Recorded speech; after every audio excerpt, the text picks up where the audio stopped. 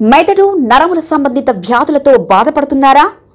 కర్నూలు, హైదరాబాద్, చెన్నై, బెంగళూరు వంటి నగరాలకు వెళ్లకుండా ఇప్పుడు మన పొద్దుటూరులోనే ఈ సమస్యల పరిష్కారానికి అందరి కోసం స్థాపించబడింది వెంకటారాధ్య న్యూరో కేర్. మా అడ్రస్ డోర్ నంబర్ 9/397 ఈశ్వర గ్యాస్ ఏజెన్సీ పక్కన, హోమాస్పేట, పొద్దుటూరు, కడప జిల్లా. మా ఫోన్ నంబర్ 8519901459.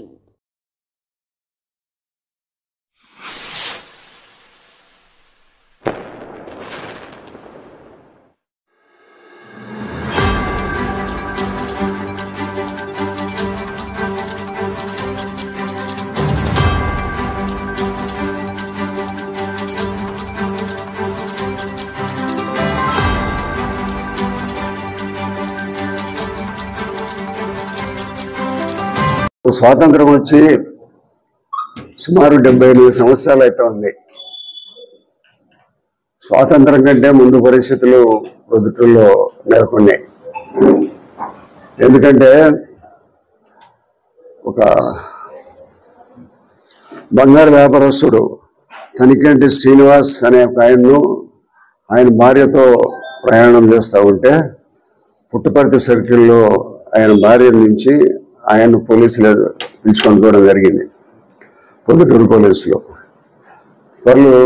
పోలీసులు పిలుచుకొని పోయినా కానీ మేము ఫలానా వాళ్ళము మఫ్టీలో వచ్చి పిలుచుకొని పోయినారు. అప్పటికి పోలీసులు అనేది తెలియదు. తర్వాత మళ్ళా ఆయన భార్య 1 టౌన్ పోలీస్ స్టేషన్, 3 టౌన్ ఇవన్నీ తిరిగిన దాని మీద ఉండాళ్ళే వస్తాడని చెప్తున్నారు. కానీ ఎక్కడ ఉన్నాడు, ఏ దాని మీద పిలిచిపోయినారు అనేది వాళ్ళకి భార్యకు కానీ వాళ్ళ ఇంట్లో వాళ్ళకి కానీ సమాచారం ఇవ్వలే. అట్లా సమాచారం ఇవ్వకుండా ఇది కొట్లాడుకునే కేసు కాదు, దొంగతనంగా దొంగిలించిన కేసు కాదు, ఏదో ఒక రకంగా బాంబులకు సంబంధించింది కానీ, తుపాకులకు సంబంధించింది కానీ, మరణాయుధాలకు సంబంధించింది కానీ, ఏదో నక్సలైట్లకు సంబంధించింది కానీ, లేదా మన మిలిటెంట్కు సంబంధించిన విషయం అయితే కాదు. మరి అంత సీక్రెట్గా అతన్ని శ్రీనివాసును తీసుకుపోయినారు.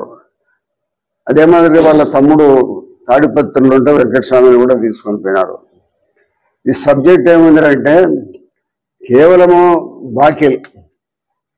ఈ వెంకటస్వామి అయినా ఏదో బాకీలు ఉన్నాడు, అన్ని చోట్ల బాకీలు చేసినాడు కాబట్టి బాకీలన్నీ వసూలు చేయాలనే ఉద్దేశంతో వాళ్ళన్న కొంత ఆర్థికంగా బాగున్నాడు కాబట్టి వెంకటస్వామికి ఇచ్చిన డబ్బులన్నీ శ్రీనివాస్ దగ్గర నుంచి రాబట్టాలనే ఉద్దేశంతో వీళ్ళందరూ పోలీసులు ఈ చర్యలకు పాల్పడడం జరిగింది. అసలు పోలీసులకు డబ్బులు వసూలు చేసే పరిస్థితి కాదు. సివిల్ మ్యాటర్లో వాళ్ళు జోక్యం చేసుకోవడం అనేది చాలా చట్టవిరుద్ధం. సివిల్ మ్యాటర్లకు సంబంధించి వాళ్ళకు బాకీలు ఇవ్వాలా, వీళ్ళకి బాకీలు ఇవ్వాలా, వాళ్ళకు నువ్వు అనేది పెట్టి ఆ డబ్బు సుమారు 7 కోట్ల రూపాయల డబ్బులు వసూలు చేసి వీళ్ళ దగ్గర నుంచి వాళ్ళు ఎవరు ఏ ఉన్నతాధికారి మాట్లాడేమో తెలియదు. కానీ పొద్దుటూరు పోలీసులు మాత్రము దాదాపు 7 కోట్ల రూపాయల డబ్బులు వసూలు చేసి ఈ వెంకటస్వామి దగ్గర నుంచి, మరి అదే మాదిరిగా ఈ వెంకటస్వామి దగ్గర ఏం లేదు కాబట్టి వాళ్ళన్న తనికంటి శ్రీనివాస్ దగ్గర నుంచి ఇప్పించి ఇవ్వాలని దాంట్లో భాగంగానే వాళ్ళు మొన్న రాత్రి పిలుచుకొని పోయినారు. నిన్నంతా ఎక్కడ ఉండారనే సమాచారం లేదు. తర్వాత మళ్ళా వాళ్ళు సాయంత్రం ఉదయం నుంచి ఇప్పుడు వస్తాడులే అని చెప్తా ఉంటే ఆయన భార్య వాళ్ళ బంధువులందరూ వాళ్ళ మాట రావడం జరిగింది. కాబట్టి చివరికి వాళ్ళు రాకుండా ఉంటే మళ్ళీ నా దగ్గరికి వచ్చినారు. నా దగ్గరికి వస్తే నేను 1 టౌన్ సిఐ గారికి ఫోన్ చేసి ఎక్కడున్నాడయా ఆయన ఈ శ్రీనివాస్ అని చెప్తే మా దగ్గర ఉన్నాడు సార్, మేము మాట్లాడిస్తాంలే అని చెప్పి 1/4 గంట తర్వాత ఆయన భార్యతో మాట్లాడించడం జరిగింది. ఆయన భార్యతో మాట్లాడించిన తర్వాత మళ్ళీ 1 గంటకు వాళ్ళ ఇంటికి పోయినారు పోలీసులు. వాళ్ళ ఇంటికి పోయి ఆ ఇంటిలో డబ్బుకు సంబంధించిన పత్రాలు, బాండ్లు, డాక్యుమెంట్లు, ఈ మాదిరిగా కోట్ల రూపాయలకు విలువైన సంబంధించిన అన్ని డాక్యుమెంట్లు కానీ, ఆయన దగ్గర ఉండబడిన దస్తావేజులు కానీ ఇవన్నీ తీసుకొని పోయినారు పోలీసులు. అంటే ఇప్పుడు ఆ షాపు, ఆయన ఒక బంగారం గడి షాపు ఉంది, ఆ షాపు కూడా వాకిలు వేసినారు. కానీ పోలీసులు డబ్బు వసూలు చేసే వృత్తి పోలీసులది కాదు. మరి ఈ ప్రొద్దుటూరు పట్టణంలో ఎక్కడ ఈ 78 సంవత్సరాల్లో ఎక్కడా లేని పరిస్థితి ప్రొద్దుటూరు కల్పించి వీళ్ళు డబ్బులు వసూలు చేస్తే ఉంటే డెమోక్రసీలో ప్రజాస్వామ్యంలో మేము ఉండమా లేదా? ప్రొద్దుటూరు ఎక్కడుంది? ప్రొద్దుటూరులో పరిస్థితి ఈ మాదిరిగా ప్రొద్దుటూరులో బంగారు వ్యాపారస్తులు కొంచెం వందల షాపులు ఉన్నారు ప్రొద్దుటూరులో. వీళ్ళందరి పరిస్థితి ఏమి? రేపు ఇంకొక భాగ్యదారుడు ఎవడన్నా ఉంటాడు, ఇంకొకడికి అప్పు బాగి ఉంటాడు, ఇంకొకటి ఎగ్గొట్టింటాడు. వీళ్ళందరి పరిస్థితి ఏమి మీరు రాబట్టిస్తారా? మీకేంటి సంబంధం? బాకీలతో మీకేం సంబంధము? పోలీసులు డబ్బు విషయాలలో కానీ సివిల్ పంచాయతీల్లో కానీ వాళ్ళు జోక్యం అనేది ఉండకూడదు. మరి వీళ్ళు ఎందుకు మరి ఉన్నతాధికారుల ఆదేశాల మేరకు వీళ్ళు మరి దీంట్లో జోక్యం చేసుకొని మరి ఇది ఇవన్నీ వసూలు చేసి ఇవ్వాలనుకుంటున్నారో మాకు తెలియదు. కానీ మరి ఈ విషయం ఈ దాంట్లో మటుకు పోలీసులది ఘోరమైన తప్పిదం చేసినారు. మరి జిల్లా ఎస్పీ గారికి తెలుసునో మరి మన డిఎస్పీ గారికి అయితే తెలుసు. మరి ఏ సంబంధించిన పోలీస్ స్టేషన్లో మరి వీళ్ళందరూ తీసుకొని పోయి దాచిపెట్టినారు. వాళ్ళను బాగా కొట్టడం జరిగింది. వాళ్ళ తమ్ముడు ఫోటోలు చూస్తే పాదాల మీద కాళ్ళు నడవలేని పరిస్థితుల్లో ఉన్నాడు. ఎందుకంతా మీకు ఎవరిచ్చినారు అధికారం? కొట్టే అధికారం పోలీసులకు ఎవరిచ్చినారు? మీకు అధికారం పోలీసులను కొట్టే అధికారం? సివిల్ పంచాయతీలతో జోక్యం చేసుకునే అధికారం మీకు ఎవరు ఇచ్చినారు? ఎవరో ఏ ఉన్నతాధికారి చెప్పినప్పటికీ కూడా మీరు ఎందుకు దాంట్లో జోక్యం చేసుకుంటారు? మీకు సంబంధం ఏంటి?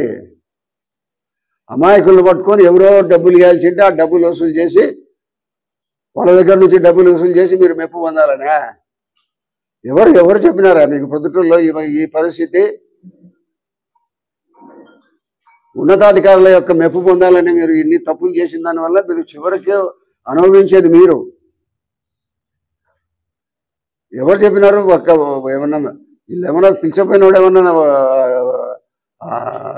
నక్సలైటా లేకపోతే టెర్రరిస్టా? ఏమన్నా ఎందుకు పిలుచుకొని పోయినాడమ్మా? మేము పలానా స్టేషన్లో ఉన్నాడు, పలానా చోట ఉన్నాం, నువ్వు వచ్చి చూసుకొని మాట్లాడిపో, ఏదో కేసుల గురించి విచారించేదాన్ని మేము పిలిపించినాం, మాట్లాడుతుండమని చెప్పొచ్చు కదా. ఒక్క రోజంతా ఎక్కడుండేది చెప్పనిలే. చిత్రహింసలు పెట్టినారు వాళ్ళ తమ్ముడిని, వాళ్ళ తమ్ముడు బాకీలు ఉండొచ్చు, వాళ్ళ తమ్ముడు ఎగ్గొట్టి ఉండొచ్చు, వాళ్ళ తమ్ముని బాకీకి అన్న బాధ్యతరా? ఎక్కడ చెప్పినారు? ఎవరు చెప్పినారు మీకు ఈ చట్టము? ఇది ఉన్నతాధికారుల దృష్టికి కూడా తీసుకొని పోవడం జరుగుతుంది. మరి ఇటువంటి దారుణమైన విషయాలు ఈ మధ్యకాలంలో ఎక్కడ పొద్దుటూరులో జరగలే. మరి వందల సంఖ్యలో బంగారం గల్లోళ్ళు ఉన్నారు, వ్యాపారస్తులు ఉన్నారు. పొద్దుటూరు ఒక పెద్ద వ్యాపార కేంద్రం రాయలసీమలోనే. అటువంటి వ్యాపార కేంద్రంలో మీరు ఏంటి చేసేది? ఏంటి పద్ధతులు? మీరు ఎవరు ఇచ్చినారు మీకు అధికారము? కొట్టేదానికి అధికారము, ఇట్లా పిలుచుకొని పోయి అధికారము ఎవరు ఇచ్చినారు మీకు అధికారము? ఏ అధికారి చెప్తే కంగా ఇట్లా చేయమని చెప్పినాడా మీ అధికారి ఎవరన్నా? ఇప్పటికైనా మళ్ళీ పోలీస్ స్టేషన్లో తీసుకొని పోయి పెట్టిన, రాత్రి ఇంటికి పంపించి మళ్ళీ పోలీస్ స్టేషన్లో రేపు కోర్టుకు పెట్టండి. వాళ్ళ తమ్ముని కానీ అతన్ని కానీ కోర్టుకు పెట్టండి. కోర్టుకు పెట్టి కోర్టు దాదాపు 48 గంటలు గడిచిపోతా ఉంది. 48 గంటలు దాటిపోయిన తర్వాత కూడా కోర్టుకు పెట్టకుండా మీరు పోలీస్ స్టేషన్లో పెట్టుకుంటారా? ఎవరు ఇచ్చిన అధికారం? డిఎస్పీ మేడం ఉంది పొద్దుటూరులో, ఆయమ్మ అధికారి. ఆయమ్మ పోలీస్ స్టేషన్లలో ఏం జరుగుతుంది, ఎక్కడేం జరుగుతుందని తెలుసుకోవాల్సిన బాధ్యత ఆయమ్మ ఉంది. డైరెక్ట్ రిక్రూట్మెంట్ ఆయమ్మ. అన్ని పోలీస్ స్టేషన్లో ఏం జరుగుతుందని తెలుసుకొని సరైన పద్ధతిలో చట్టాన్ని ఇంప్లిమెంట్ చేస్తాడమా లేదా అనేది చూడాలా. అది లేకుండా ఆయమ్మ ఊరికి నిమ్మకు నీరెత్తినట్టు ఊరికి ఇంట్లో కూర్చోంది. ఆయమ్మ శ్రీనివాస్ భార్య డిఎస్పీ ఇంటికి అడిగిపోయి 3 గంటలు వెయిట్ చేసింది. ఆ డిఎస్పీ కనీసం ఉన్నారులేమ్మా అని వచ్చి బయట చెప్పొచ్చు కదా. ఈయమ్మ కూడా ఆయమ్మ కూడా లేడీ చెప్పొచ్చు కదా. 3 గంటలు ఉన్నా కూడా ఎవరు పలికేవాళ్ళు లేరు, పలకరించుకునే వాళ్ళు లేరు. కాబట్టి ఆయమ్మ కూడా తెలుసు ఇది. కాబట్టి పోలీసులకు అధికారం అనేది పరిమితమైన అధికారం ఉంది, లా అండ్ ఆర్డర్కు దానికి సంబంధించిందే ఉంది. కాబట్టి ఈ సివిల్ కేసుల్లో వాళ్ళు జోక్యం అనేది అనవసరము. ఈ సివిల్ కేసుల్లో జోక్యం చేసుకునే వాళ్ళ మీద మేము చట్టబద్ధమైన పరిస్థితిలో కోర్టులకు పోవడం అనేది జరుగుతుంది. కొట్టింటే కాళ్ళకు చేతులు ఉన్నాయి. వాళ్ళ తమ్ముడు అయితే నడచలేని పరిస్థితులు ఉన్నాడు. ఆ తమ్ముడిని చూపించారే. కాబట్టి ఏంటి దుర్మార్గం పరిస్థితి పొద్దుటూరులో?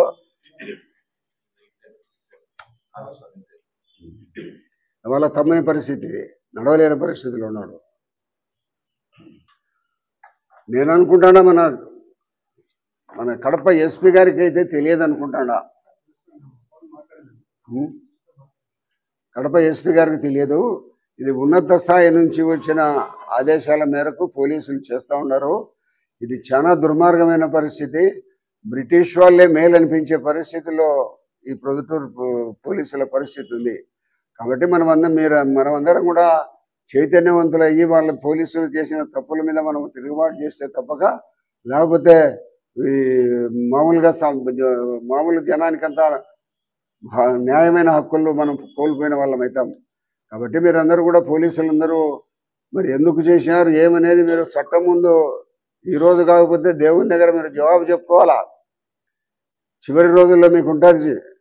దేవుడు అనేవాడు ఒకడు ఉన్నాడు. మీరు ఎన్ని అధికార జులుమును మరి ఉపయోగించి ఎన్ని అధికార జులుములు మాట్లాడినప్పటికీ మరి దేవుని దగ్గర మీరు సమాధానం చెప్పుకోవాల్సిన అవసరం ఉంటుంది. ఏదో అధికారం ఉందిలేమని ఏం కొట్టినా ఏం చేసినా జరుగుతుంది అని అనుకుంటే ఎట్లా? ఆత్మ లేదా, మనసు లేదా? ఒకరిని అంత హింసించి క్రూరంగా కొట్టాల్సిన అవసరం ఉందా? దేనికి కొట్టినారు అతనికి? అంత దుర్మార్గం చర్యలు ఏం చేసినాడు అతను? ఏమన్నా మా టెర్రరిస్ట్ ఏమన్నా? ఎందుకంత కొట్టి నడవలేని పరిస్థితిలో ఉండైపోతాను. నేను చేయాల్సినంత అవసరం ఏమొచ్చింది? ఎవరిచ్చారు నీకు అధికారం పోలీసుకు? కాబట్టి ఇది ఉన్నతాధికారుల దృష్టికి తీసుకొని పోవడం జరుగుతుంది. ముఖ్యమంత్రి గారికి కూడా ఫిర్యాదు చేస్తాను తప్పకుండా. మరి ఈ విషయం మీద వారి కుటుంబ సభ్యులతో మాట్లాడి న్యాయ విచారణ కోరేదానికి కూడా అవకాశం ఉంది. పోలీసులు వీళ్ళ దగ్గర నుంచి తీసుకునే డాక్యుమెంట్స్ కానీ దస్తావేజులు కానీ మన ఏదైనా డబ్బుకు సంబంధించిన పేపర్లన్నీ కూడా వాళ్ళకి ఇచ్చేసి లేదా తీసుకునేటి రేపు అతని కోర్టులో హాజరుపెట్టే సమయంలో పెట్టాలా. ఈ బాండ్లు ఇవన్నీ తీసుకునే దస్తావేజులు తీసుకునే దాని వలన ఏం ఉపయోగం ఏమి లాభించదు వాళ్ళకు. కాబట్టి రేపు రిజిస్ట్రేషన్లు పొందాలి. వాళ్ళు రిజిస్ట్రేషన్లు ఎందుకు చేస్తారు? వీళ్ళు బాకీ వీళ్ళు తెచ్చుకొని ఉంటాయి కదా. ఎవరో వాళ్ళ తమ్ముని బాకీకి సంబంధించి ఇతని ఎందుకు కడతాడు డబ్బులు? కాబట్టి వాళ్ళ తమ్ముడు ఐపీ కూడా దాఖలు చేసినాడని చెప్తాడారు. ఏదో ఐపీ దాఖలు చేసినాడు, చట్టబద్ధంగా వాళ్ళు పోతా ఉన్నారు. అట్లా విషయాలలో మీ జోక్యం, పోలీసుల జోక్యం ఎందుకు? చట్టంలో పొందుపరిచిన రాజ్యాంగంలో మనకు ఐపీ పెట్టుకునే హక్కు, రైట్ ఇచ్చినారు. మీరు ఆ రైట్ను కాలదని సొంతంగా అధికారం ఉందని చట్టాన్ని చేతులకి తీసుకొని మీరు దౌర్జన్యంగా కొట్టి వాళ్ళని డబ్బులు రాబడతారా? ఎవరు ఇచ్చినారు మీకు అధికారము? రాజ్యాంగం ఇచ్చిందా మీకు? ఐపీసీలో ఇచ్చిందా మాదిరిగా? ఏమనుకుంటున్నారు ప్రజలు అంటే అంత గొర్రెలు అనుకుంటున్నారు. మీ పరిపాలన ఏదో లాఠీ ఆడేస్తే భయపడుతున్నారు ఏమని అనుకుంటున్నారు. కొన్ని లక్షల మంది చనిపోయినాక స్వాతంత్రం వచ్చింది. అటువంటి స్వాతంత్ర ఉద్యమంలో మళ్ళా వచ్చే పరిస్థితులు కూడా ఉంటాయనేది మీరు గుర్తుపెట్టుకోండి. మీ యొక్క హరాస్మెంట్, మీ యొక్క నడవడికనే మనుషులను పద్ధతులు మార్చుకొని తిరగబడే పరిస్థితులకు వస్తాయి. కాబట్టి మీరందరూ పోలీసులు ఇప్పటికైనా కూడా వాళ్ళ డాక్యుమెంట్లు వాళ్ళకి ఇవ్వండి, కోర్టులో అతన్ని హాజరు పెట్టండి. వాళ్ళ తమ్ముడు ఐపీ దాఖలు చేసుకున్నాడు, ఐపీ ప్రకారం పోండి. అంతేగాని మీరు వసూలు డాక్యుమెంట్లన్నీ ఏ ఒక్క డాక్యుమెంట్ వాళ్ళకు వీళ్ళ డాక్యుమెంట్ వాళ్ళ తమ్ముని బాకీలకి జమ చేసుకునే కూడా చట్టబద్ధమైన చర్యలు తీసుకుంటాం. షాపుకు బీగాలు వేసినారు, బీగాలు కూడా తీర్చండి. ఇస్తారులే, బీగాలు తీర్చి బీగాలు ఇవ్వండి. మెదడు నరముల సంబంధిత వ్యాధులతో బాధపడుతున్నారా? కర్నూలు, హైదరాబాద్, చెన్నై, బెంగళూరు వంటి నగరాలకు వెళ్లకుండా ఇప్పుడు మన పొద్దుటూరులోనే ఈ సమస్యల పరిష్కారానికి అందరి కోసం స్థాపించబడింది వెంకటారాధ్య న్యూరో కేర్ మెదడు నరముల hospital. Doctor R Jayachandrareddy MD, paediatric, DM, neurology ఆధ్వర్యంలో అందరికీ వైద్య సేవలు అందిస్తుంది వెంకటారాధ్య న్యూరో కేర్ హాస్పిటల్.